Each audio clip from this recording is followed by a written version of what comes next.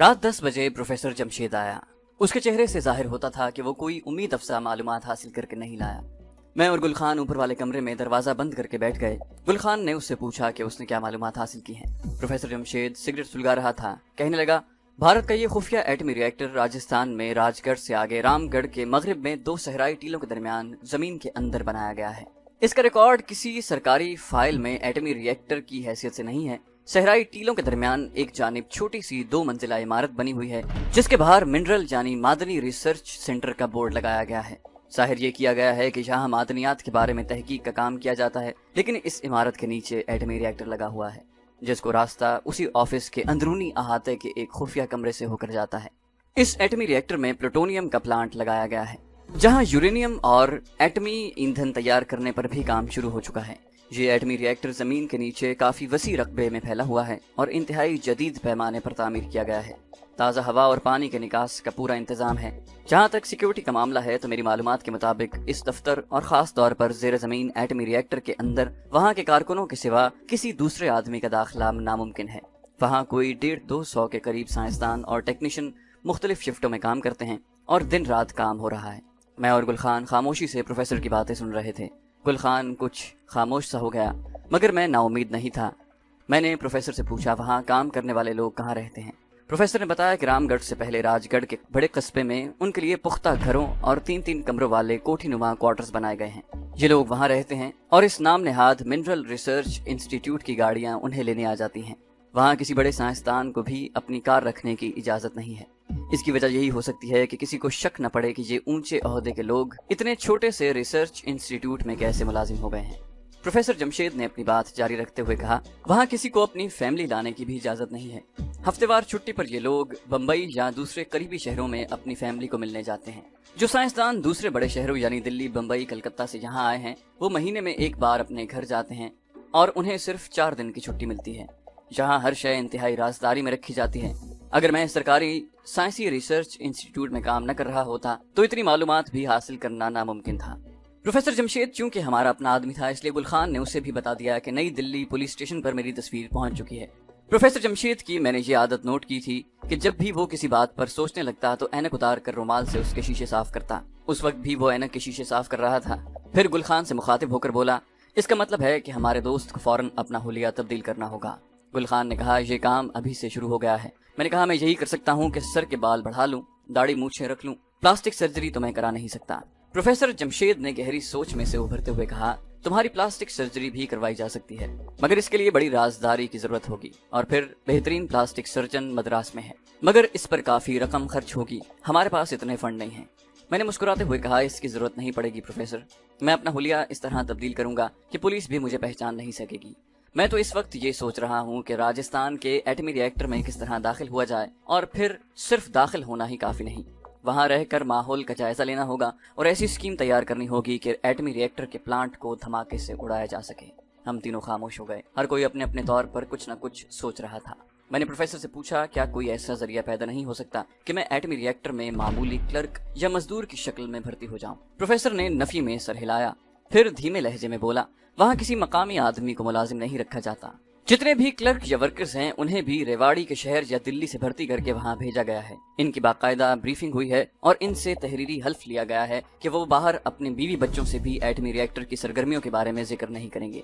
उन्होंने अपनी फैमिली वालों को भी यही बताया है कि वो रामगढ़ के मादनियाती रिसर्च सेंटर में काम करते हैं, जहां राजस्थान की जमीन के अंदर मादनी ज़खायर की बाबत रिसर्च वर्क होता है। मैंने यूं ही प्रोफेसर से सवाल कर दिया, इस एटमी रिएक्टर का डायरेक्टर जरूर कोई इसराइली होगा? प्रोफेसर ने कहा, बिल्कुल नहीं। इसका डायरेक्टर एक सिख साइंसदान है जिसने अमेरिका और स्वीडन के एटमी प्रोसेसिंग और न्यूक्लियर फिजिक्स की खास तौर पर तालीम हासिल की है। उसकी फैमिली भी दिल्ली में रहती है। वो अकेला राजगढ़ के रिहायशी क्वार्टर्स में एक निस्बतन बेहतर छोटी सी कोठी में अकेला रहता है। महीने में एक बार दिल्ली अपनी फैमिली के पास जाता है। वैसे उसके बारे में मेरे सुराग रसान ने एक बात जरूर बताई है, सरदार जी पीते पिलाते भी हैं और हफ्ते की रात को रेवाड़ी में किसी औरत के पास भी जाते हैं। वहाँ उसने यही बताया हुआ है कि रेवाड़ी में उसका छोटा भाई रहता है, जिसके पास ये वीकेंड गुजारने चला जाता है। मेरी खास कमांडो हिस्स बेदार हो गई। मैंने प्रोफेसर से पूछा, ये औरत कौन है? प्रोफेसर बोला, मेरे सुराग रसान का कहना है कि ये रेवाड़ी की कोई नीम तवाइफ हिंदू औरत है। इसका नाम दुर्गावती है। अचानक मेरे जहन में एक पूरी की पूरी स्कीम आ गई। میں نے پروفیسر سے پوچھا آپ مجھے ریواڑی میں درگاوتی کے مکان کا پتہ دے دیں۔ گل خان میری طرف تکنے لگا۔ تم کس لیے پوچھ رہے ہو؟ میں نے اسے کہا یہ میں تمہیں بعد میں بتاؤں گا، کیونکہ میرا کوئی منصوبہ ایسا نہیں ہوگا جس میں مجھے تمہاری ضرورت نہ پڑے۔ پروفیسر نے کہا کہ وہ اپنے آدمی سے درگاوتی کا ریواڑی کا ایڈریس معلوم کرنے کی کوشش کرے گا۔ میں نے گل خان سے مخاطب ہو کر کہا گل خان بھائی میں نے سر کے بال اور داڑھی مونچھیں بڑھانے کا فیصلہ کیا ہے، وہ اب میرے کام آئے گا۔ اس نے پوچھا وہ کس طرح؟ میں نے کہا مجھے سکھ بننا ہوگا، میں سکھوں کی طرح اپنے بالوں کا جوڑا بنا کر پگڑی باندھوں گا اور داڑھی بھی سکھوں جیسی بڑھاؤں گا، مگر اس میں تو 2 مہینے لگ جائیں گے۔ کوئی بات نہیں، میرے کمانڈو مشن کا تقاضا ہے کہ میں جب تک پورا سکھ نہ بن جاؤں ایک قدم بھی آگے نہیں بڑھوں گا۔ اس کا ایک فائدہ یہ بھی ہوگا کہ دلی پولیس مجھے پہچان نہیں سکے گی۔ لیکن تم سکھ بن کر کرو گے کیا؟ پروفیسر نے سوال کیا۔ میں نے اسے جواب دیا پہلے مجھے سکھ بن جانے دیں، اس کے بعد بتاؤں گا کہ میرے ذہن میں کیا منصوبہ ہے۔ تم صرف مجھے اتنا بتا دو کہ کہیں 2 مہینوں میں ایٹمی ری ایکٹر کا ڈائریکٹر ارجن سوڈھی یہاں سے تبدیل ہو کر تو نہیں چلا جائے گا؟ پروفیسر جمشید نے نفی میں سر ہلاتے ہوئے کہا نہیں، اس کا سوال ہی پیدا نہیں ہوتا۔ ایٹمی ری ایکٹر کے پروجیکٹ میں کسی چھوٹے سے چھوٹے ملازم کو بھی تبدیل نہیں کیا جا سکتا۔ ان کے ساتھ لانگ ٹرم کے معاہدے ہوئے ہیں، اور ڈائریکٹر ارجن سنگھ سوڈھی تو پلوٹونیم بم کے دھماکے اور ایٹمی راکٹ اور میزائل تیار کرنے تک وہیں رہے گا۔ یہ بات طے شدہ ہے۔ میں نے مطمئن ہو کر کہا بس پھر ٹھیک ہے۔ ان لوگوں نے مجھ سے بہت پوچھا کہ میری اسکیم کیا ہے، مگر میں نے یہی کہا کہ اپنی اسکیم سکھوں والا حلیہ بنانے اور اپنا ایک نقلی سکھ نام رکھنے کے بعد بتاؤں گا، کیونکہ ابھی مجھے اپنے سر کے اور داڑھی کے بالوں کے بڑے ہونے کا انتظار میں کم از کم 1.5-2 ماہ تک وہاں ٹھہرنا تھا۔ اس کے پیش نظر یہ فیصلہ کیا گیا کہ مجھے گل خان کے مکان سے کسی ایسی جگہ منتقل کر دیا جائے جہاں میں آسانی سے آس پاس چل پھر سکوں اور کوئی مجھے آسانی سے دیکھ نہ سکے۔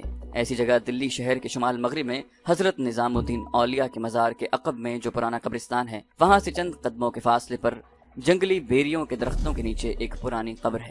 اس قبر کی 4 دیواری کے پاس ایک پرانا مکان تھا جہاں گل خان مجھے لے آیا، جہاں تم پر کسی کو شبہ نہیں پڑے گا۔ تم ویسے دن کے وقت مزار شریف کی طرف مت جانا، کیونکہ زیادہ لوگ اس طرف ہوتے ہیں۔ ایک لڑکا تمہیں صبح شام کھانا پہنچا دیا کرے گا، میرا انتظار نہ کرنا، میں دوسرے تیسرے دن آ جایا کروں گا۔ اگر کسی قسم کی ہنگامی صورتحال پیدا ہو جائے تو کوشش کرنا کہ خواجہ صاحب کے مزار کے بڑے گیٹ کے پاس پبلک ٹیلی فون بوتھ سے مجھے اس نمبر پر خبر کر دینا۔ گل خان نے مجھے نمبر لکھ دیا۔ یہ ایک شکستہ دیواروں اور چھت والے اکیلے کمرے کا مکان تھا، جس کے آگے چھوٹا سا صحن اور آگے دیوار تھی جس پر املی کے درخت جھکے ہوئے تھے۔ میں نے کمرے کو جھاڑ پونچھ کر صاف کیا۔ چارپائی اور بستر پہلے سے پہنچا دیا گیا تھا۔ سردی خوب پڑ رہی تھی، دسمبر کا مہینہ ختم ہو رہا تھا۔ میں صبح صبح اٹھ کر مکان کے پیچھے جو کھیت تھے اور جہاں مغلیہ زمانے کی ایک قبر کی 4 دیواری تھی اس طرف سیر کے لیے نکل جاتا۔ تھوڑی دیر تک سیر کرتا، تھوڑی سی ورزش کرتا۔ ایک 10-12 سال کا لڑکا سائیکل پر میرے لیے 2 وقت کا کھانا اور تھرمس میں چائے لے کر آ جاتا۔ دن کا سارا وقت میں مکان کے اندر اور مکان کے صحن میں دھوپ میں بیٹھ کر گزارتا۔ چھوٹا سا غسل خانہ مکان کے احاطے کے کونے میں تھا۔ ایک دن چھوڑ کر گل خان بھی آ جاتا اور میرے پاس بیٹھا مجھ سے باتیں کرتا۔ اس نے مجھے بتایا کہ نئی دلی پولیس کی جانب سے میری تلاش کے سلسلے میں ابھی تک کوئی نمایاں کارروائی شروع نہیں کی گئی۔ تمہاری تصویر نئی دلی کے تھانے میں دوسرے مجرموں کے ساتھ ہی لگی ہوئی ہے۔ ہم اگر وہاں سے تصویر نکال بھی لائیں تو کوئی فائدہ نہیں، کیونکہ ایک تصویر گم ہو جانے کے بعد وہاں دوسری تصویر لگا دی جائے گی۔ ہفتے کی شام کو پروفیسر جمشید بھی آ جاتا۔ آہستہ آہستہ میرے سر کے اور داڑھی مونچھوں کے بال بڑھ گئے تھے۔ یہ ایک قدرتی عمل تھا۔ گل خان نے 2-3 بار مجھ سے یہ بات معلوم کرنے کی کوشش کی کہ میں سکھ بن کر کیا کروں گا۔ میں نے ہنس کر اسے ٹال دیا۔ میں وقت آنے سے پہلے انہیں اپنے منصوبے اور کمانڈو ایکشن کے بارے میں کچھ نہیں بتانا چاہتا تھا۔ مجھے معلوم تھا کہ وہ میرے منصوبے پر ضرور ہنسیں گے اور اسے دور ازگار اور ناقابل عمل بتائیں گے۔ یہ بات کسی حد تک درست بھی تھی، لیکن مجھے مردوں کی نفسیات، خاص طور پر سکھوں کی نفسیات کا گہرا تجربہ تھا۔ شاید اس لیے بھی کہ میں سکھوں کے مقدس شہر امرتسر کا رہنے والا تھا اور بچپن سے سکھوں کو دیکھتا چلا آیا تھا۔ مجھے اپنے منصوبے کی کامیابی کا 100% نہ صحیح 60% ضرور یقین تھا، اور میرے لیے 60% کامیابی کافی تھی۔ دن کو سردی کی وجہ سے میں تھوڑی بہت دھوپ تاپ لیتا۔ رات کے وقت کمرے میں آ کر چارپائی پر بیٹھا اندھیرے میں سگریٹ پیتا۔ مجھے رات کے وقت لالٹین یا دیا جلانے سے گل خان نے منع کر رکھا تھا۔ دسمبر کے آخر اور جنوری کے مہینے کے شروع میں بارشیں ضرور ہوا کرتی ہیں۔ یہ سردیوں کی بارشیں ہوتی ہیں اور بڑی ٹھنڈی ہوائیں لاتی ہیں۔ گل خان نے مجھے ایک نیلے رنگ کا پرانا گرم اوور کوٹ دے دیا تھا کہ اگر سردی زیادہ ہو تو میں اسے پہن لوں۔ مجھے اس شکستہ مکان میں آئے 10-15 دن ہوئے۔ میری داڑھی کے اور سر کے بال کافی بڑھائے، مگر ابھی سکھوں والی داڑھی نہیں بنی تھی اور سر کے بالوں کا بھی جوڑا نہیں بن سکتا تھا۔ ایک دن صبح کو ہی آسمان پر بادل چھانا شروع ہو گئے، سرد ہوائیں چلنے لگی، سردی میں اضافہ ہو گیا۔ میں کمرے میں ہی دروازہ بند کر کے چارپائی پر کمبل اوڑھے لیٹا۔ گل خان ایک دن پہلے مجھ سے مل کر گیا تھا۔ اس کے آنے کی امید نہیں تھی۔ سائیکل والا لڑکا ٹفن کیریئر میں 2 وقت کا کھانا اور چائے والی تھرمس دے کر جا چکا تھا۔ میں کھانے کے بعد کچھ دیر کے لیے سو گیا۔ سو کر اٹھا تو مجھے باہر بادلوں کی گرج سنائی دی۔ کمرے میں اندھیرا ہونے کی وجہ سے میں سمجھ گیا کہ باہر شام ہو گئی ہے۔ میں نے اٹھ کر کھڑکی کا ایک پٹ کھولا تو اندر سرد ہوا کا جھونکا آیا۔ میں کھڑکی میں ہی کھڑا رہا۔ باہر سورج غروب ہو چکا تھا اور شام کا سرمئی دھندلکا بادلوں کی وجہ سے زیادہ گہرا ہونے لگا تھا۔ میں نے ہاتھ الٹا کر کے کھڑکی سے باہر نکالا۔ ابھی بارش شروع نہیں ہوئی تھی۔ بادلوں میں تھوڑی تھوڑی دیر کے بعد ہلکی کبھی زیادہ گرج سنائی دے جاتی۔ میرا دل کمرے کی فضا سے نکل کر باہر سیر کرنے کو مچلنے لگا۔ یہ جگہ ایک تو ویسے بھی غیر آباد علاقے میں تھی اور دوسرے سردی اور بادلوں کی وجہ سے دور دور تک کوئی انسان یا پرندہ بھی نظر نہیں آ رہا تھا۔ میں نے لمبا گرم اوور کوٹ پہنا، کمرے کو تالا لگایا اور مکان کے عقب میں جو میدان تھا اس کے ساتھ درگاہ شریف کی طرف چلنے لگا۔ سرد ہوا چل رہی تھی، خوب سردی پڑنے لگی، اندھیرا پھیلتا جا رہا تھا۔ میں نے وسطی ہند کے تاریک جنگلوں کی راتوں کے اندھیرے دیکھے تھے۔ یہ تو شہر کی شام کا اندھیرا تھا، اس میں مجھے ہر شے صاف نظر آ رہی تھی۔ چلتے چلتے میں ان بیریوں کے درختوں کے پاس پہنچ گیا جو کسی مغلیہ دور کے کسی قدیم قبر کی دیوار پر جھکے ہوئے تھے۔ جب میں قبر کے احاطے کی ٹوٹی پھوٹی دیوار کے قریب سے گزرا تو میرے دل میں قبر پر فاتحہ پڑھنے کا خیال آیا۔ میں نے وہیں سے اپنا رخ احاطے کے دروازے کی طرف کر لیا۔ دروازہ دیوار سے زیادہ خستہ حال تھا، بس پرانی اینٹوں کی چوکھٹ ہی رہ گئی تھی۔ اندر چھوٹا سا صحن تھا، صحن کی پرانی اینٹیں بھی جگہ جگہ سے اکھڑی ہوئی تھی۔ درمیان میں ایک گھنا درخت تھا، اس درخت کے نیچے سنگ مرمر کی ایک قبر بنی ہوئی تھی۔ قبر پر کوئی دیا نہیں جل رہا تھا۔ رات کے بڑھتے پھیلتے اندھیرے میں قبر پر ایک افسردہ خاموشی چھائی ہوئی تھی۔ یہ خاموشی سرد آہیں بھرتی محسوس ہوتی تھی۔ میں نے ہاتھ اٹھا کر فاتحہ پڑھی اور قبر کے قریب ہی ایک جگہ بیٹھ گیا۔ سوچنے لگا خدا جانے یہ کس شہزادے یا شہزادی یا کسی گمنام ہستی کی قبر ہوگی جس کی زندگی کیسے ہنگاموں سے بھرپور گزری ہوگی۔ اب اس کی قبر پر سوائے ویران اور عبرت انگیز خاموشی کے اور کچھ باقی نہیں۔ میں اپنی محدود سوچ کے مطابق انسان کے بے ثبات ہونے پر غور کرنے لگا۔ اس میں کوئی شک نہیں، میں نے سوچا کہ اگر انسان اپنی قبر کے تصور کو آنکھوں کے سامنے رکھے یا کبھی کبھی اس کا تصور ہی کر لیا کرے تو بہت سے گناہوں سے بچ سکتا ہے۔ بادلوں میں بجلی کی چمک پیدا ہوئی۔ 2 سیکنڈ بعد بادل گرجے اور آہستہ آہستہ گرج دور ہوتی گئی۔ جہاں سردی تھی، ٹھنڈی ہوا چل رہی تھی۔ قبر کے احاطے کی 4 دیواری رات کے اندھیرے میں گم ہو رہی تھی۔ جس طرح دیوار پر بیری کے درخت جھکے ہوئے تھے اس طرف زیادہ اندھیرا تھا۔ مجھے یاد ہے بچپن میں ہم بیری کے درختوں سے بڑا ڈرا کرتے تھے اور گرمیوں کی دوپہروں میں ان درختوں کے پاس نہیں جایا کرتے تھے۔ اگر جاتے بھی تو ایک خوف دل میں رہتا تھا۔ ہم نے سن رکھا تھا کہ بیری کے درختوں میں چڑیلیں رہتی ہیں جو بچوں کو پکڑ کر ان کے کلیجے نکال کر کھا جاتی ہیں۔ بڑے ہو کر خاص طور پر کمانڈو بن جانے کے بعد اس قسم کے ڈر خوف سے میرا ذہن پاک ہو گیا۔ اب تو ایسے خطرناک جنگلوں میں ایسے گھنے درختوں پر راتیں گزاری کہ اگر آپ ان درختوں کو دن میں بھی دیکھ لیں تو ڈر جائیں۔ میں مغلیہ عہد کی قبر کے پاس شروع رات کے اندھیرے میں اطمینان سے بیٹھا تھا۔ مجھے بالکل ڈر محسوس نہیں ہو رہا تھا۔ میں دل میں خدا کو یاد کر رہا تھا۔ گرم اوور کوٹ میں مجھے سردی بالکل نہیں لگ رہی تھی۔ بادلوں میں ایک بار پھر بجلی چمکی اور اس کے بعد بادل گرجنے لگے۔ اس کے بعد گہری خاموشی چھا گئی۔ میں جہاں تھا میرے اوپر درخت کی گھنی شاخیں تھیں۔ میں دیر تک وہاں قبر کے پاس بیٹھا رہا۔ اب بوندا باندی زیادہ ہونے لگی تھی۔ اندھیرا اور بھی گہرا ہو گیا تھا۔ رات آ گئی تھی۔ میں اٹھ کر اکیلی قبر کے مقبرے سے باہر آ گیا اور مکان کی طرف چلنے لگا۔ باہر آ کر محسوس ہوا کہ بوندا باندی باقاعدہ بارش کی شکل اختیار کر رہی ہے۔ گل خان اگلے روز شام کو آیا تو کافی دیر میرے پاس بیٹھا رہا۔ اس نے مجھے بتایا کہ دلی پولیس کو میری تلاش ضرور ہے مگر میری تلاش میں کوئی بڑے پیمانے پر مہم شروع نہیں ہوئی۔ صرف خفیہ ایجنسیوں کو خبردار کیا گیا ہے اور خفیہ پولیس کے آدمی ایئرپورٹ، ریلوے اسٹیشنوں، سنیما گھروں اور بڑے بڑے ریستورانوں کے باہر تعینات کر دیے گئے ہیں۔ ان کے پاس میری تصویر بھی ہے۔ میں نے کہا اب تو میں یہاں سے سکھ بن کر ہی نکلوں گا۔ میرا حلیہ ایسا ہوگا کہ پہلی نظر میں کوئی مجھے پہچان نہیں سکے گا۔ پھر بھی تمہیں ان علاقوں سے دور رہنا ہوگا جہاں خفیہ پولیس کے آدمیوں کی ڈیوٹی لگی ہوئی ہے۔ میں نے گل خان کو بتایا کہ سکھ بننے کے بعد میں دلی میں نہیں رہوں گا، مجھے یہاں سے دوسرے شہر جانا ہوگا۔ اس کا تجسس بڑھتا جا رہا تھا۔ کہنے لگا آخر تم اپنے منصوبے کو اتنا چھپا کیوں رہے ہو؟ ہم تمہارے اپنے آدمی ہیں، ہمیں بتانے میں کوئی حرج نہیں۔ میں نے ہنس کر کہا گل خان حرج کی بات نہیں ہے، بات صرف اتنی ہے کہ میں نے عہد کر رکھا ہے کہ اپنے پروجیکٹ کا انکشاف صرف اس وقت کروں گا جب میں اپنے مشن پر روانہ ہوں گا۔ گل خان تھرمس میں سے پیالیوں میں چائے انڈیل رہا تھا۔ ہنس کر بولا خیر کوئی بات نہیں، وہ وقت بھی جلد آ جائے گا۔ ہم خاموشی سے چائے پینے لگے۔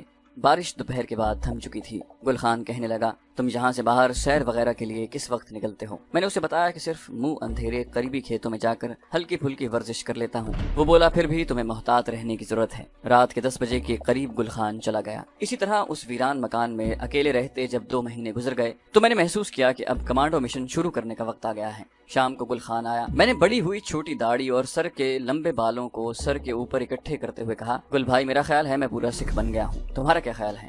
گل خان نے مجھے غور سے دیکھا اور کہا میرے حساب سے تمہیں ابھی 2 ہفتے اور انتظار کرنا چاہیے۔ مزید 2 ہفتے بھی گزر گئے۔ اس روز گل خان اپنا چھوٹا سا آئینہ بھی لایا۔ میں نے آئینے میں اتنے دنوں کے بعد اپنی شکل دیکھی تو مجھے یوں لگا جیسے کوئی نوجوان جوگی مجھے گھور رہا ہے۔ میری مونچھوں کے بال میرے ہونٹوں کے اوپر گر رہے تھے، داڑھی بے طریقے سے بڑھ چکی تھی، بال بھی جھاڑیوں کی طرح بڑھ گئے تھے۔ گل خان بولا اب تمہارا حلیہ بالکل سکھوں جیسا ہو گیا ہے، ذرا سر پر جوڑا تو باندھو۔ میں نے سکھوں کی طرح بالوں کو اوپر کر کے جوڑا بنایا اور اس کے گرد رومال باندھ کر آئینہ دیکھا تو میں کافی حد تک سکھ لگ رہا تھا۔ گل خان سے میں نے پوچھا میرا خیال ہے جب میں نے سکھوں والی پگڑی باندھ لی اور داڑھی کو بھی کانوں کی طرف کھینچ لیا تو پولیس مجھے نہیں پہچان سکے گی، کیا خیال ہے؟ گل خان نے کہا خیال تو یہی ہے لیکن تمہیں اس کے باوجود بے حد احتیاط سے کام لینا پڑے گا، CID والوں کی نظریں بڑی تیز ہوتی ہیں۔ میں نے گل خان سے کہا کہ کل تم میرے لیے وہ لباس لے آنا جو یہاں دلی میں یا اس کے آس پاس سکھ عام لوگ پہنتے ہیں۔ کوئی خاص لباس نہیں ہوتا سکھوں کا، بس یہ لوگ عام طور پر تنگ موری کے پاجامے پر کھلے گریبان کا کرتا، واسکٹ یا گرم کوٹ پہنتے ہیں، کمر میں کرپان ہوتی ہے اور لوازمات ہوتے ہیں جو سکھ دھرم کا حصہ ہیں، مثلا کڑا، کرپان، کچھا، کیس اور کنگھا۔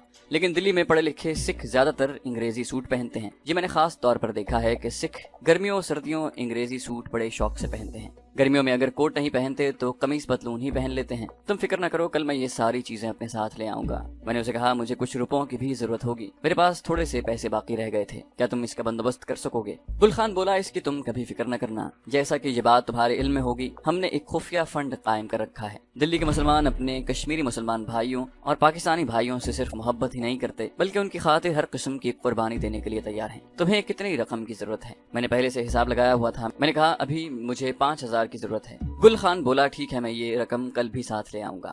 یہ بتاؤ کہ تمہیں اسلحہ وغیرہ تو نہیں چاہیے؟ میں نے کہا نہیں، میرے کمانڈو مشن کے پہلے مرحلے میں مجھے کسی قسم کے اسلحے کی ضرورت نہیں پڑے گی۔ ہاں جب میں راجستھان کے زیر زمین ایٹمی سینٹر میں داخل ہونے کی کوشش کروں گا وہاں مجھے اسلحے کی ضرورت پڑ سکتی ہے، میں تمہیں کسی ذریعے سے بتا دوں گا یا میں خود تمہارے پاس آ جاؤں گا۔ گل خان نے مسکراتے ہوئے کہا میرا خیال ہے اپنا منصوبہ تم اب کل ہی بتاؤ گے۔ میں نے کہا انشاءاللہ۔